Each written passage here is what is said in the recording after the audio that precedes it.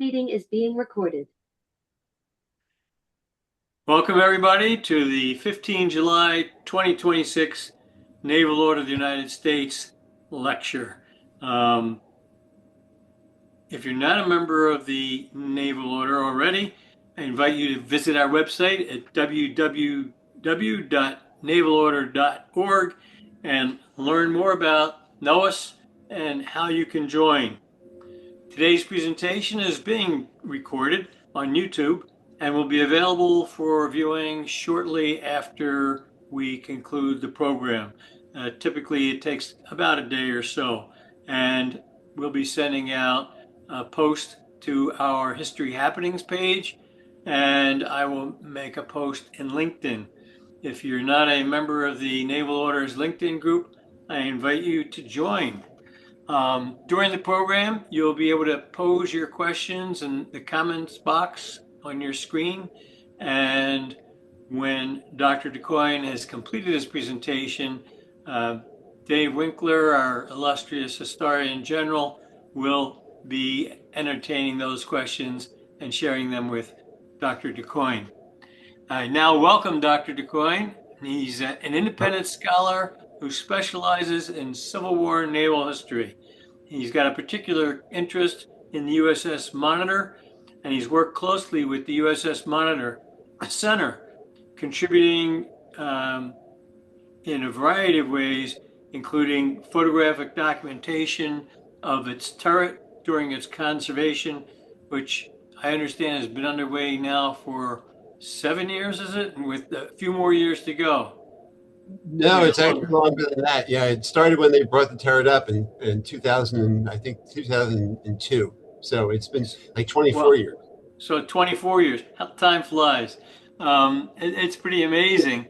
And before we begin a little bit of a chat, I just want to let you know that Dr. DeCoyne has published articles in Navy History Magazine, the Civil War Times, and he's a contributing author to the Union Combined Operations in the Civil War, which was edited by Craig L. Simmons and is available from Fordham University Press.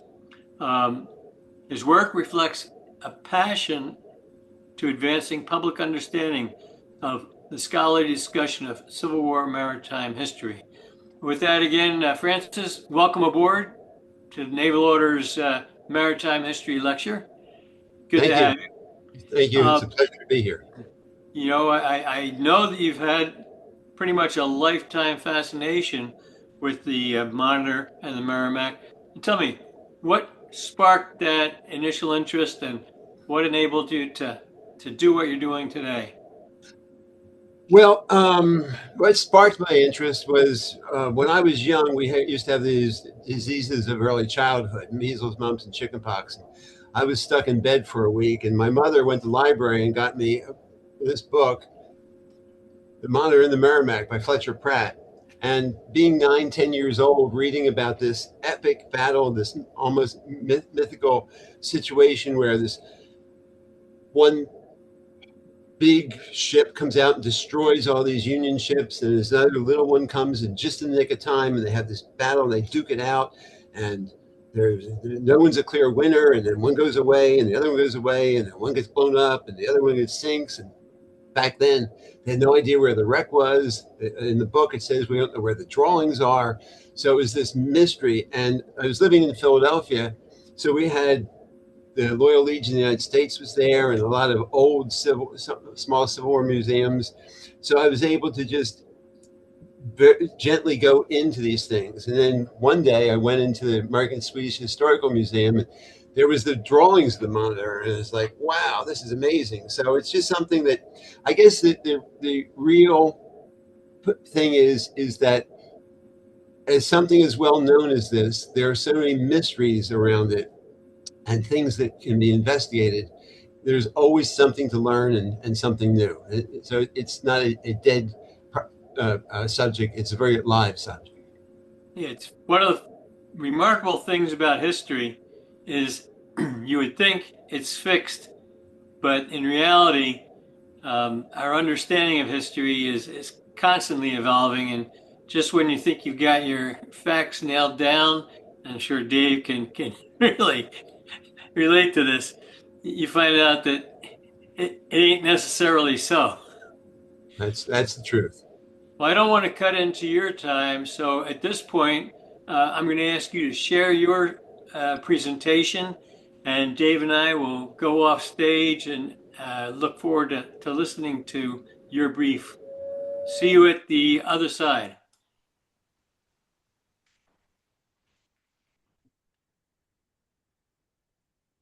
Okay, well, hope everyone is here. So tonight's presentation is a new look for an old icon, the turret shield, and the true appearance of the USS Monitor on 9 March 1862. I hope next 30, 40 minutes are interesting and informative, hopefully entertaining. And Dave, if you're still there, if it should get boring, if you could translate this into Russian for me, I'd appreciate it. Now that doesn't mean anything to anybody, except I think Dave is probably holding his sides laughing. At least I hope so. Yeah, I am. Okay. Okay. So I'm sure most people Go ahead and go into slideshow mode so that your images fill the screen. Oh, there you go. Thank you. Thank you. There you go. Appreciate that. So everyone probably has an idea of this epic engagement between the Monitor and the CSS Virginia during the two-day battle of the Battle of Hampton Roads. So, oh, and by the way, this is being broadcast up north. So for all you Northerners, it's the Monitor and the Merrimack. Now, it's originally called and was called the CSS Virginia. So that's what I'm going to call it tonight. So here we have the Virginia and the Monitor. The Monitor is the typical cheese box on a raft, or a tin can on a shingle. This is a very accurate representation of the battle. This was a painting in the Capitol building. The original painting was 6 feet by 9 feet large. And I imagine that a lot of people are familiar with this photograph that was taken of the Monitor on July 9th, 1862, exactly 3 months after the battle. And in this photograph, there's some changes from the battle itself. I don't know if you recall in the painting I just showed, but the pilot house was square. Here they've added some angled plating to it. There's damage to the turret over here. There's damage to the side of the ship here, and you can just make out some damage to the deck. Well, a long time ago, I took this image and I photoshopped it, and I made this image to show what the Monitor would have looked like when it prepared for battle on March 9th. There's nothing on the deck except the pilot house and the turret, which is exactly how the way Erickson designed this gun platform. It was meant to support the guns and put them in 360 degrees of fire, and that's exactly what it did. And this is how we expect the Monitor would have looked. But hopefully by the end of the evening, I will have convinced you, or at least given you a strong indication, that during the battle itself, this is how the Monitor looked. It had a shield in front of the turret. Now, you'd say, how in the world did I come up with such a cockamamie idea of this? Sorry. Well, it's based on an artifact. Now, today, there's tons of artifacts around. The entire turret is at the Mariners Museum, the USS Monitor Center in Newport News. I believe right now it's drained. If you go in the visitors gallery, you can look into it. The engine is there also. These were both brought up about 15 years ago. The Monitor sank upside down, so all the artifacts are upside down. But before these were brought up from the bottom of the ocean, all the artifacts, most of the artifacts, were small. There's a piece of iron that was punched out for the iron plating for a bolt. There was a wooden plug there that was made out of a piece of the deck wood. some other artifacts, and you notice they're all not very big. I mean, the biggest one is about 8 inches, and that's made out of a cradle made out of wood, except for one artifact. And the Naval Academy Museum in Annapolis, attached to a wall and very nondescript, is this piece of armor plating down here. Most people walk past it, don't even notice it. I've been in that museum numerous times studying this artifact. Excuse me. And most people walk right by without realizing that they're walking by a very significant artifact from the ship. It's about 22 and a half inches high and 32 inches long. And it's inscribed with this, it says, a piece of the first Monitor removed after her battle with the rebel steamer Merrimac in Hampton Roads, March 9th, 1862, presented to the U.S. Naval Academy by G.V. Fox, that's Gustavus Vasa Fox, Assistant Secretary of the Navy, in 1866. Now, a couple things about this. First is that it's inscribed, and he had it inscribed. So this isn't something that was done later. So this is a contemporary to the artifact itself, which gives it a tremendous amount of historical value. And Fox was Assistant Secretary of the Navy. He was on one of the ships during the battle between the Monitor and the Virginia. And he was one of the first people to go on the Monitor after the battle. So if he says this is a piece of the first Monitor removed after her battle, it probably is. And by the way, this was given to the Naval Academy before they even had a museum. Its index number is 1866.001. And you can touch this. As you can see, what I'm doing right there. It's not behind glass. It's not hidden. It's probably the only or one of the only artifacts in Monitor that you can actually touch and feel. They have the propeller and the anchor and some other artifacts at the Mariners Museum, but they're all the ones who aren't enclosed. I wouldn't suggest you touch them. They wouldn't be very happy about that. So the question is where did it come from? Well, it's unquestionably what it is. As I said, Gustavus Vasa Fox was instrumental in the contracting with the Monitors. Erickson said Fox was his best friend. He witnessed the battle. So if he says it was from the Monitor, it was from the Monitor. By the way, Fox not only believed in Monitors so much that in 1866, he actually sailed on this one across the Atlantic to Europe. It's hard to believe that you'd sail a ship like that across the Atlantic, but he did.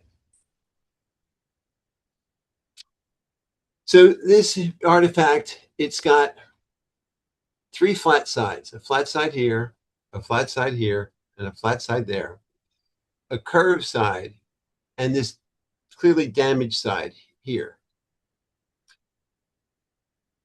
So we know where it is and where it came from and how it got to the museum, but what is it? Interestingly, no one really paid any attention to this artifact. In the early 1970s, a bunch of 8 midshipmen from the Naval Academy started a project Cheesebox, where they were the first ones to really do an engineering and scientific investigation into the Monitor. And their work actually was instrumental in leading to locating the wreck later on. In their 1,000-page report, they never mentioned this artifact, even though it was in the museum at the time. That report led to this book by Lieutenant Edward Miller, who was actually instrumental in starting everything. And his book, he never mentions that. Well, I shouldn't say that. He never goes into the artifact. There is one place in the book where he has a photograph of it. And he says, a section of damaged armor plate removed from the Monitor after the battle and presented to the USS Naval Academy. Now, I've been aware of this artifact, as I said, since I was a little kid. My parents took me to the Naval Academy Museum a few times, and no one else paid attention to it, and neither did I. I actually always thought it was a deck plate, and the round area was where one of these coal scuttles was. But about 15 years ago, it occurred to me it just didn't fit. It's 1 inch thick, and the deck plates are ½ inch thick. It's flat. It's not curved like the turret, and the bolt pattern doesn't match the turret.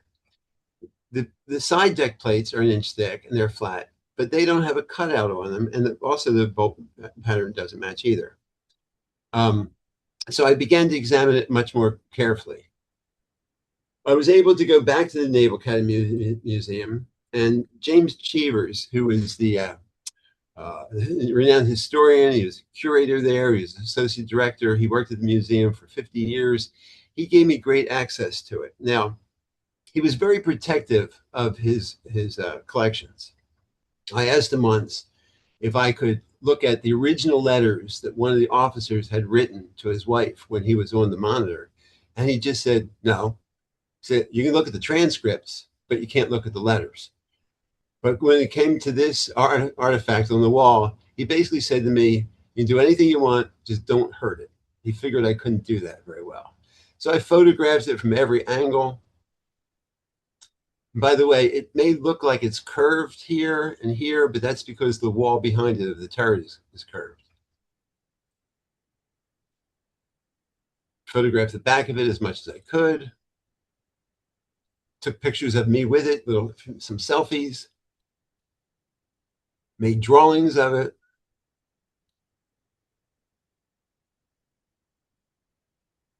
More drawings. This is a full-size etching I made. If I could go back again with the new technology, I would really love to make a scan of it so I can make a 3-dimensional model of it. So I became intimately familiar with this, but I still didn't know what it was.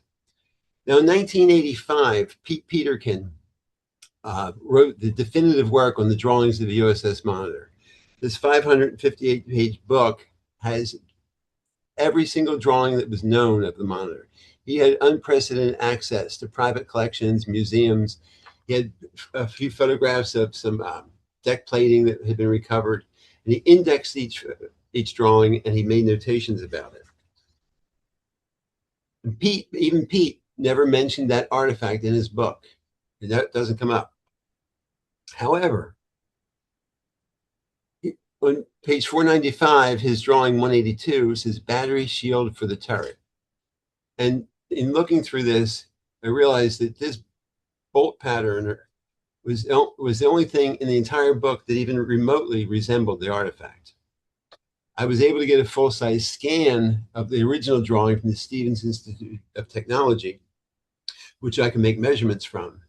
And this drawing, it's hard to read. It was better in the other drawing, but it says battery, shield for the turret. So it's called a shield. And this drawing was drawn by GWC, George W. McCormick, GCM, anyway, who is Ericsson's chief draftsman. Now, the shield is made up of 2 layers of iron. The back layer is 2 pieces of iron, or 4 pieces of iron. They're 4 feet high and 5 feet wide for a total dimension of 8 feet by 10 feet. And the front layer is 3 layers of iron that are 32 inches wide by 9 feet wide. So the total in the front is 8 feet by 9 feet. Now, Pete, in his drawing, says that the plates here have been bored out to match the size of the Monitor's gun ports. But he also says, quote, if this shield was intended for the Monitor, it may have been conceived after the engagement with the Virginia, as it never appears in any photographs or artist's conception of the Monitor, and does not appear to be present in the wreck. He does note, however, that the dimensions of the plating coincide very nearly with the sketches of the smoke box on the turret details plan.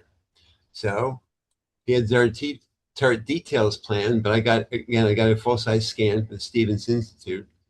And these drawings, these original drawings, are kind of fascinating. What the draftsmen did to save space is they would overlay things. So here's the turret showing the guns. Here's the turret showing the roof beams.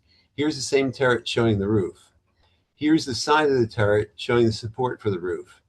This little mark here means that they're taking space out. This is the bottom of the turret where it's supported on the deck ring. Here's a diagonal brace, and over here, here's a front view of a gun. This is the part that Pete called a smoke box. And you can see this in large view. There's a piece in front of the guns that is the only thing that the dimensions match the shield that was in the other drawing. And by the way, I'm going to go back real quickly if I can. Two other things about this drawing is this was either drawn by or at least signed by John Erickson. So he was either drew this himself or he put his name on it. And in the upper right part here, there's handwritten pencil notations of calculations that he made. So when I saw this, and I came to the conclusion that the monitor must have had a shield on it, I did this drawing on Photoshop, and I sent it to a friend of mine who's an eminent naval historian. I emailed it to him, and he actually called me back in about 10 minutes and said, what do you got? This is fascinating. What do you have? And I explained everything to him. And he said, well, where's your smoking gun? I said, what smoking gun? He said, well, this is very controversial. I mean, if you don't have a smoking gun, I would be very careful about doing anything with it. And I put it away and just left it for about 5 years. And then I said, wait a second. After about 5 years of it being in the back of my mind, I said, I do have a smoking gun. It's the artifact. The artifact came from Fox. If Fox said it was on the turret and it matches the shield, then it had to be there. So I decided to look for more corroborating evidence, and I found some. In the original contract for the turret, and these are written in sentence and paragraph form, they're fascinating to read. Erickson talks about his wrought iron turret is composed of 8 thicknesses of the best American plate iron, each 1 inch thick, or it may be composed of 3/4 inch plates for a thickness of 3 1/4 inches, riveted together and covered with plates 4 1/4 inches thick for a total of 8 inches. Now, why did he have 2 different plans for the turret? Well, there's a couple reasons. First off, when he wrote the contract, he knew what he wanted. He didn't know how he was going to get it. Also, he was under great time constraints. From the time the contract was signed until the time the ship was supposed to be launched, it was only 100 days. And he had to design, build, and launch in that time. And he almost made it, not quite. The other thing is that he knew he wanted an impregnable battery, but he wasn't sure how to get it. Now, ironclad vessels at that time were unique, but not new. In the 1850s, they used ironclad floating batteries in the Crimean War. In 1859, the French launched La Gloire, which was ironclad. In 1860, the English launched the Warrior. And the European nations did a lot of testing of their guns on iron ships. Now, interestingly enough, in the United States, they never got funding to do testing against iron plating until after the Battle of the Monitor and Merrimack. But the English had written in scientific journals the results. And one of the things that they showed was that, quote, laminated armor proved far weaker than solid plates of similar thickness. And 4.5 inches of wrought iron plates could resist the heaviest guns available in 1861. So Erickson knew the state of the art, and he knew he would like to get 4-inch plates, but he didn't think he could get them. He didn't have time to get them from Europe, and he learned later, or during the construction, that a company in Baltimore could make them. It would take him 2 months just to set up the mills to do it. So he knew what he wanted, and there were a number of contemporary reports saying this. Now, this is the Monitor. This image is taken from the earlier one of the Monitor itself, and this is what's in what you see in the turret today. And you have the 8 inches of iron plates. This is the gun port. This is a gun port stopper, or called a pendulum, in the back. And this is a baffle that holds that, since the gun turret is round but the pendulum is flat, there's a gap between the pendulum and this one side of the gun port. So there's a little baffle there. So he knew he wanted more armor in front of the gun ports.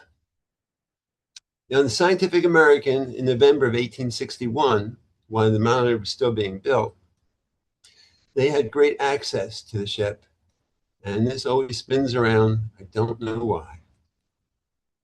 And it said, in this report, it says Captain Erickson proposes to dispense with 2 of the outer plate rings of the turret and attach to their place staves of wrought iron 4 inches thick, thus presenting an aggregate thickness of 10 inches of plating.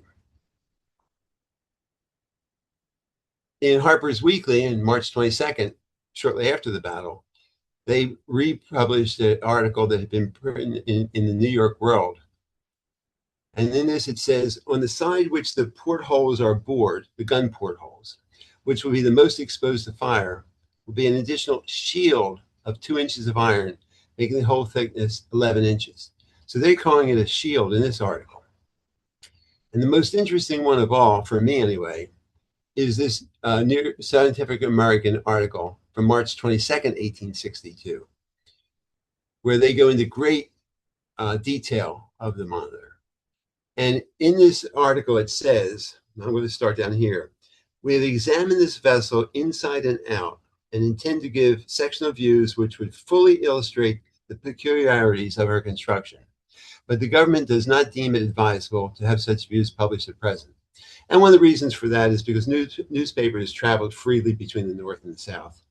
In fact, before the battle between the Monitor and Virginia, the Confederates knew the Monitor was coming because when it left New York City, it was published in the New York Times that the Monitor was on its way south. But this is the part that's most interesting of all. It says, upon the sides of the turret that has the portholes or gun ports to which the guns are discharged, the thickness is increased by additional plating 3 inches in thickness, making the size of the turret, which will be presenting the enemy 11 inches. Now, they say we have examined this vessel inside and out. And here they say the thickness is increased, not will be increased, not they're planning to increase it. They're saying we were on the ship and it is increased by 3 inches. Now, these are newspaper articles, contemporary articles. What about official articles or official records? Well, on March 9th, the day of the battle, and shortly after the battle, Alvin C. Steimers, who was the chief engineer of the Monitor, was instrumental in the construction of it, worked very closely with John Erickson. He sailed on the Monitor to Hampton Roads. He was in the turret and operated the turret during the battle. And in his quick report that he gives to Erickson after the battle, he says, the turret is a splendid structure. I did not think much of this shield, but the pendulums are fine things. Remember those port stoppers? Though I cannot tell you how they would stand the shot as they were not hit. So he calls it, he says there's a shield in place. Also, in the log of the Monitor for March 21st, this is 6 days after the battle.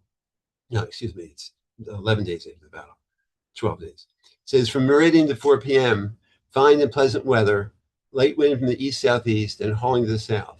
At 2:30, the tugboat Young American came alongside and took on shore the shield of the turret. So in the log, they're saying a shield or the shield of the turret was taken on shore. Now, this drawing is the one in Scientific American. They say it's not accurate because they don't want to give the Confederates too much information. And one of the large criticisms I got when I started discussing this online was, well, there are no drawings of it. You know, you say it's there, but there are no drawings of it. And that's what I thought too, until about a year and a half ago. In doing just an internet surfing, looking for things in the Monitor, I came across this page from an auction, Alexander Historical Auctions, April 29th, 2008. And it says, original U.S. Monitor deck plans from 1862, rare and historic, war-dated draftsman's rendering of the USS Monitor, sketched just 1 week after a historic battle with the CSS Merrimack. drawn by an unknown French observer on March 15th, 1862. Now, March 15th is 6 days after the battle and 6 days before the shield was removed. And I looked at that and didn't pay much attention to it. And my brain said to go back and look at it again because something just didn't look right in this drawing. And I looked at it again, and the turret didn't look right here. So what I did is I ran it through AI. Here's the way an enlargement of the drawing. And I said to AI, just remove the staining, leave everything else alone. And this is what came out. This flat area in the front. Remember, this is 6 days after the battle. So if the shield is on the turret, it would have been there. And it's 6 days before it was removed. Now, this just shows a close-up of those two views. Now, when I put that online, a criticism I got was, well, how in the world did the French artist, he may have been able to draw the turret, but how did he know how the ship looked underneath? How did he know what the deck plan looked like? And how did he know this cross-section? Well, it turns out that a week before this drawing, 10 days before, Harper's Weekly published this drawing, which is almost exactly the same. So the French artist took the Harper's Weekly drawing and just modified it. But interestingly enough, in the Harper's Weekly drawing, it shows all the turret plates. In the French drawing, they're not there. If he was going to duplicate this all the way through, in fact, it's almost like the only change he made was this in the front of the turret. Now, obviously, things are open to interpretation, but it seems to me that this time frame is when the shield would have been there, and the French artist copied everything except this. Well, by the way, I'd love to see the original. I contacted Alexandria Historical Auctions. They had no record from 2008 who bought it. I contacted some well-known naval historical collectors. No one I know, none of them has it. I put an advertisement in the magazine looking for it. So if anyone out there has it, let me know. If you know somebody who may have it, ask them about it. I would really, really like to see the original and get a real high-level scan of it instead of the one I downloaded from the internet.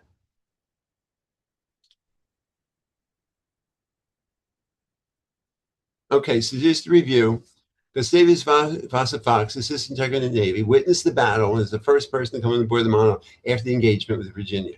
In 1866, while still in office in his official capacity, he gave this artifact and inscribed it to the Naval Academy and said it was from the Monitor. It was taken off after the battle. The artifact is 1 inch thick, so it has to be part of the armor plating. The artifact is a very unique bolt rivet pattern and the only original plan that resembles this is the one for the shield of the turret in Ericsson's drawings. The dimensions of the shield are identical to the armor apparatus shown to be attached to the front of the turret in another Monitor plan. In Ericsson's description of the turret, he notes he would like to have additional armor on it. There are at least 3 contemporary newspaper articles stating that additional armor was to be in place in the front of the shield. One says it is there, another one calls it a shield. There are 2 official references to the shield, one by Albert Steimers, the Navy's chief engineer on the Monitor project, another on the Monitor's log, and they both call it a shield. And now there is a contemporary drawing which seems to show that the shield is in place. So why hasn't this been reported before? I don't know. It's been right there all along. However, in the Monitor's turret, there are a lot of mysteries still to be solved. One is that when it was brought up, all the drawings show these port and starboard diagonal braces. But when it's brought up, there's a major fore and aft brace that was there that was totally unknown. In the original drawings, contract specifications, they talk about tubes to help vent the smoke from the primers of the guns. And there's a little hole in the roof here showing where that vent would have been that matches the drawings. In the original drawings and in the articles talk about telescopes. They go into great detail the telescopes that was in the turret to help aim the guns, and they're very rarely mentioned. The control apparatus for the turret changed at least twice and probably three times. This is the control mechanism to turn the turret, and when it was uncovered, everyone was surprised it was there. So, what are the main not controversies, but what are the main criticisms of this? One is, how is it attached? A year ago, I was invited up to go inside the turret with Will Hoffman to look for bolts that might have been changed, that had been held in place, that could have been cut off. Obviously, we didn't find anything, but then the Monitor had gone into the Washington Naval Yard for a refit. So if anything had been cut off, it certainly would have been replaced. However, in preparing for this presentation, I was looking at one of the photographs again, and if you look at the turret, all the bolts in the turret look the same. They're all flat, they're flush, except for at least these four that don't quite fit. What does that mean? I don't know. But at least in this drawing or in this photograph, those bolts don't fit as any of the other bolts do. And in any of the images of the turret, they're the only bolts that look like that. Another criticism is the weight distribution. I'm not going to go into that very long now, but the shield itself would have had an effect on the weight. It would have weighed about, the additional weight, it would have been weighed about 3 tons. The entire turret itself weighed 167 tons. So it only adds less than 2% of the weight. In addition, it had 2 guns, and each gun almost weighed 8 tons. And those guns went back and forth along the gun slides. So the turret was able to handle this this change in weight distribution. It would be a great project sometime for an engineer to go through and work that out. But the point is that while it would have had an effect, apparently it didn't have that great of an effect.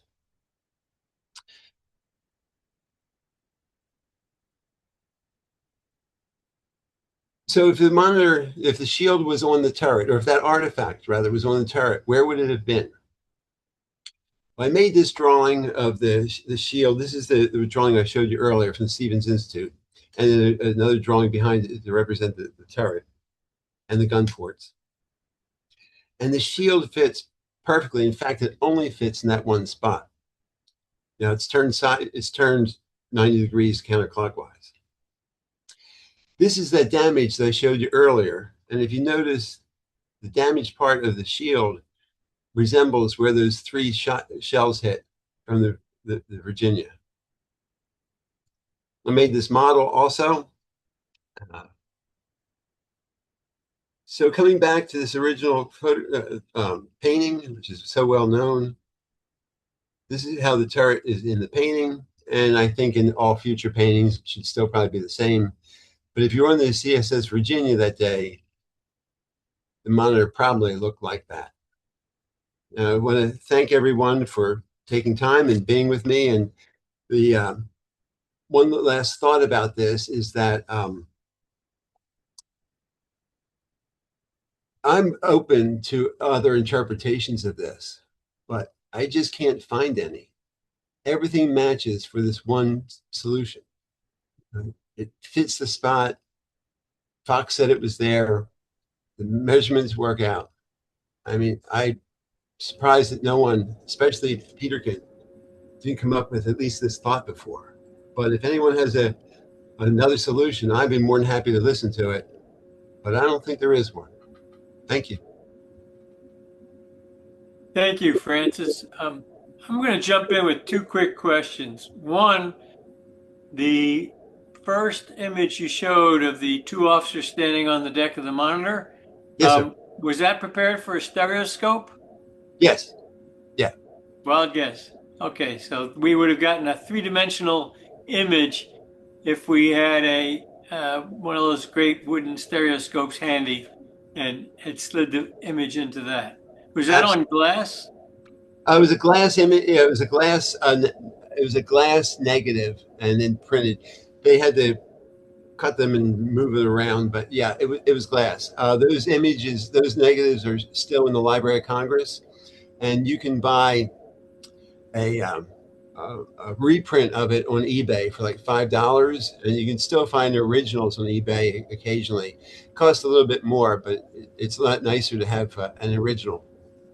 And Well, then not. Go ahead. your last, all of your images up until your last slide suggest that the configuration was a cofferdam in front of each of the gun ports.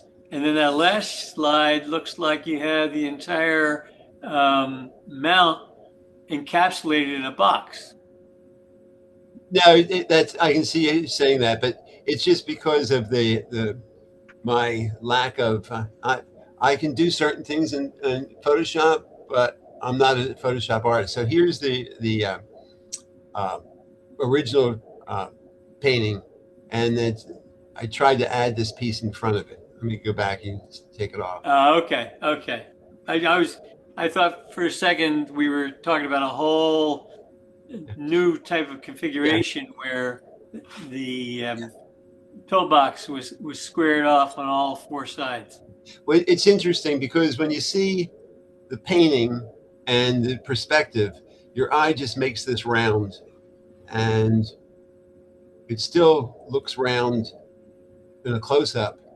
But when you put this flat thing in the front, it kind of squares it off. I see what you say. Yeah, the entire thing then looks like it's square. So maybe Right. even the original artist, the way they did it, it could have been a square structure that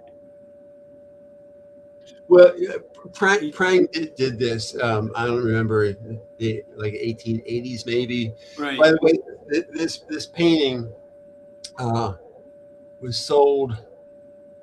This original. This was painted for lithographs that were published by Prang. He had a whole series, and this particular original painting was sold by by a gallery in New Orleans about 10 years ago for Okay. about $37,000. Wow. Wow. Dave, over to you. Do we have any questions from the audience? Yeah, I see we have a good crowd out in the audience. So if you have a question, type it in the Q&A, and we're certainly happy to pass it along. I'm just fascinated because that last photograph where you identify where, because I'm looking all along at the dents in on the just below the gun there, and how that would fit in, and the way you did the puzzle piece, it certainly makes sense. But what it tells me is that the basically the reason I suspected that was taken apart was taken off the ship because it probably was shattered. That faceplate was no longer of value, so they decided to discard it. And maybe there was an evaluation made that there was not much value added, because in subsequent monitors you don't see this addition made. No. So, do you have any thoughts on that? Well, one of the things I was going to mention was that two parts. One is that Erickson didn't like failure. So if he mentions it, he notes it in that original drawing, and then he never mentions it again. Nor does his biographer. But he didn't like failure. In fact, before he died, they found him burning a lot of his drawings, and he said he didn't want anyone to gain on things he hadn't finished, and he didn't want anyone to see what he had failed at. The other thing too was, I kind of alluded to it, but I don't think I explained it very well, is that there are things in the turret, like control mechanism and the telescopes, that aren't really mentioned at all by the people who were there, because they either didn't work or they weren't that important. So you have to look very closely at some of the reporting to see what was there. And there's still evidence of where the telescopes were on the turret. but there's no remnants of the telescopes at all. One of the things I find fascinating is we have quite a few photographic images from the Civil War era, and this is relatively new technology, and yet we don't have many or any photographs of the monitor. Well, you have those 9. There's 9 photographs of the monitor. Yeah, but the they're all 9 photographs from, you say, sometime after the battle, right? Yeah, July 9th, 1862.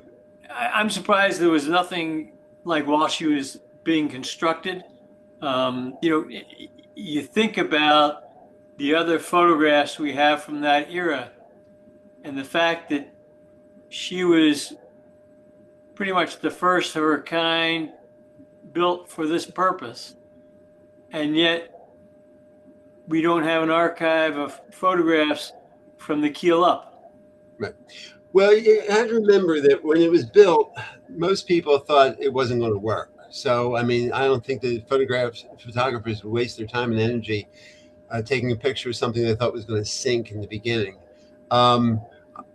During her active career, there was only really a couple times in the photograph when the photographer was around. The Gibson on July 9th made very good use of his time that day. He was there the same time Lincoln was. I'm surprised there weren't photographs taken of it when it was in Washington being refitted. Brady had his studio there. People were allowed on board, although no one had handheld cameras at that time. And maybe some were. A tremendous number of photographs were destroyed after the war. So maybe there were others, and maybe one will turn up someday. You just never know. Well, the other question is this was a great presento to the Naval Academy by Secretary Fox.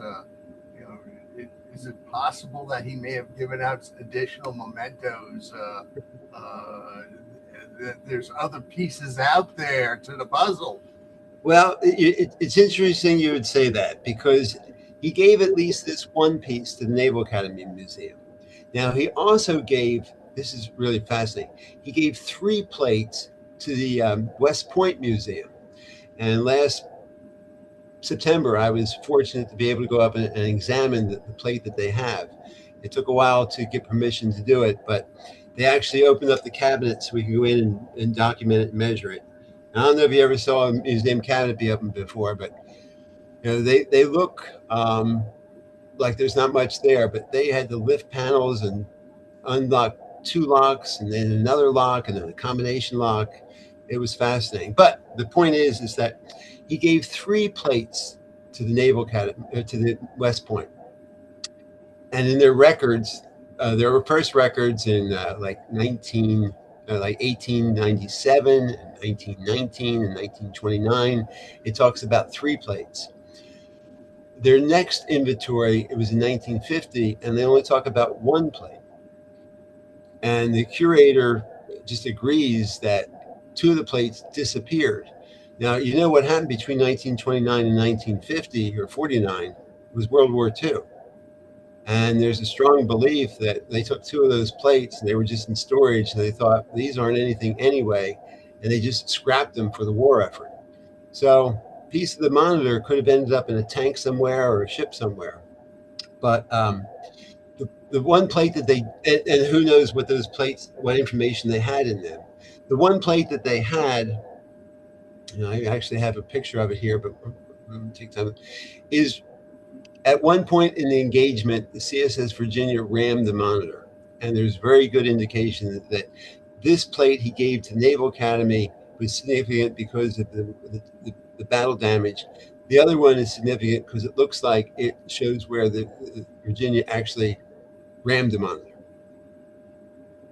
Okay. So you just really hit on a point that we were talking about before we went online this evening, is the evolution of history, and part and parcel of that is things that we find of tremendous interest today.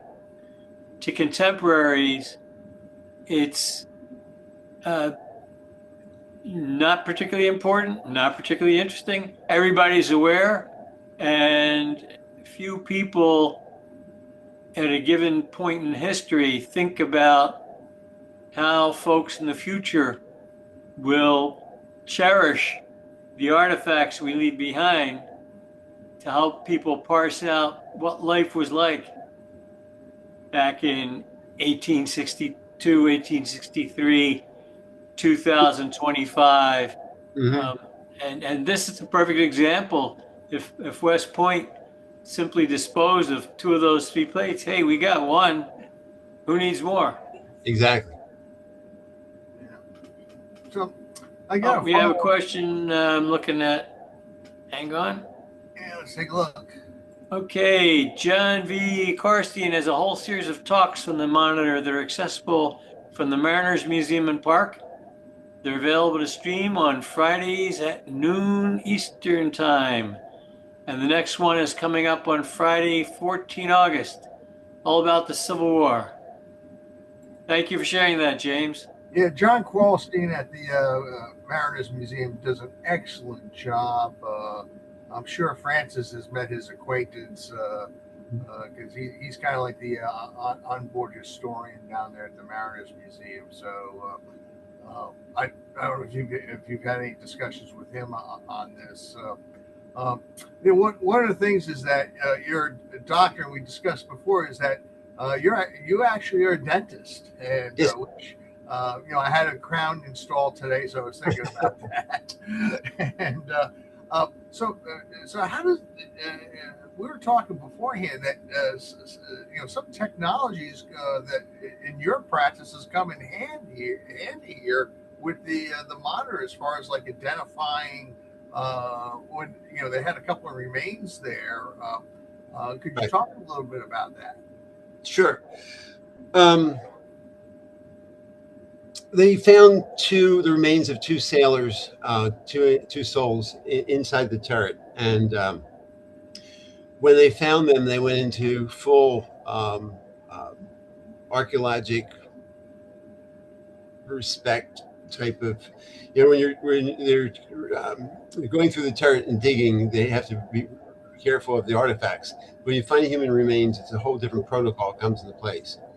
And these remains were taken to the to Hawaii, where they keep unidentified these sailors from anywhere, especially the World War II and Vietnam. So the remains were there. They needed to get they wanted to get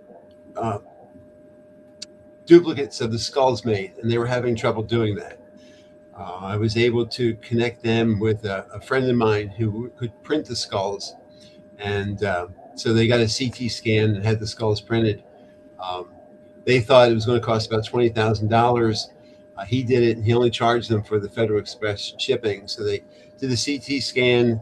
They emailed that information to him. He printed the skulls. He sent the skulls to the Mariners Museum.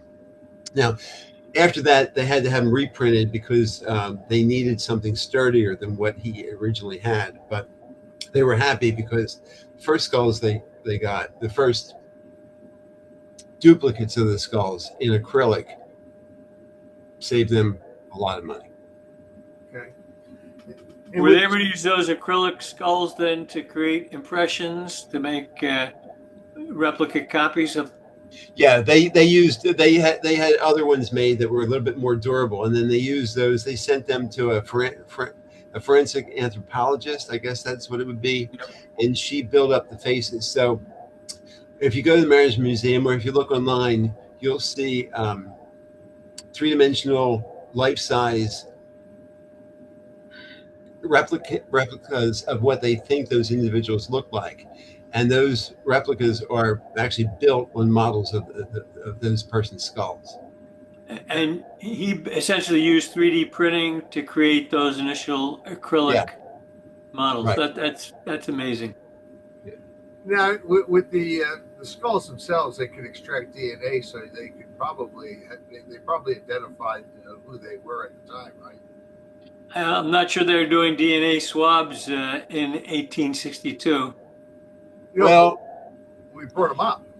Yeah, my personal opinion is that while they probably could do that, I don't think there's a lot of motivation and real desire to do that. While it would be nice to know, these individuals had different personal belongings on them, and if they found out who the relatives are, it could open up a whole can of legal worms of who was entitled to what, change things, and I think they've decided that maybe someday they'll do it, but at this point in time, they're just happy with the fact that those two sailors were buried in Arlington under full military honors.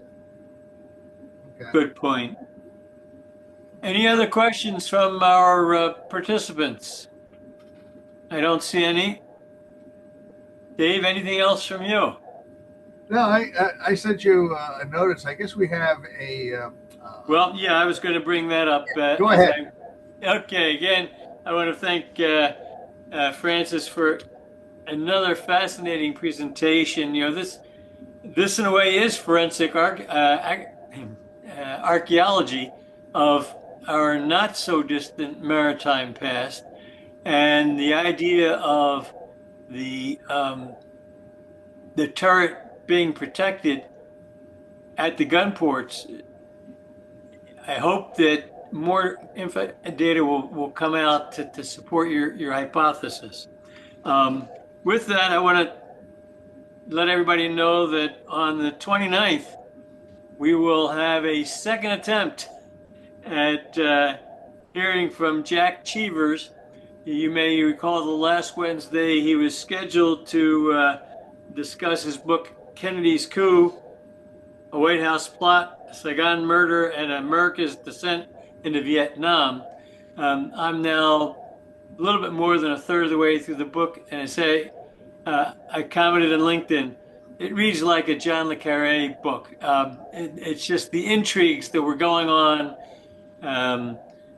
then as now, the tensions within different U.S. entities, the military, the CIA, certainly the Reporters Corps in Vietnam really play out, and it's a very well-written book. So I invite you to join us next Wednesday. 2 weeks. 2 weeks, the 29th, excuse me. The 29th at 2000 hours, that's 8 p.m. for you pollywogs, Eastern Daylight Time. And we'll be posting the link to our History Happenings page. And again, I'll be posting a reminder on the LinkedIn page as well. So with that, I want to... Dave, real quick, at what point did you have to start translating this into Russian? It's not happening. Okay. Not happening. Good.